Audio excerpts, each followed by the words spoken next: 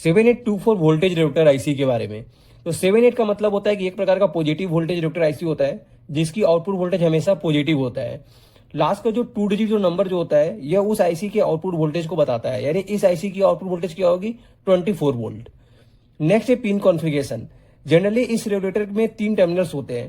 पहली टर्मिनल्स को हम इनपुट पिन बोलते हैं, सेकेंड टर्मिनल को हम ग्राउंड पिन कहते हैं और थर्ड टर्मिनल को हम आउटपुट पिन कहते हैं। नेक्स्ट है सर्किट डायग्राम। इनपुट वोल्टेज हमारा कितना भी वेरी करता है, आउटपुट वोल्टेज हमेशा फिक्स मिलता है, यानी 24 वोल्ट डीसी। इस रेगुलेटर का जो वोल्टेज ड्रॉप जो होता है वो 2 वोल्ट होता है, यानी इनपुट वोल्टेज और आउटपुट वोल्टेज का जो डिफरेंस होना चाहिए मिनिमम वो 2 वोल्ट होता है।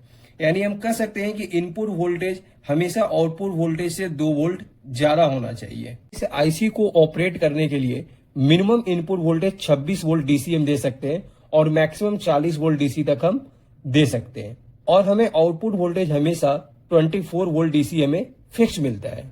इस रेगुलेटर के इनपुट साइड और आउटपुट साइड हम इलेक्ट्रोलाइट कैपेसिटर लगाते हैं 10 यूए 50 वोल्ट का। नेक्स्ट है फीचर्स।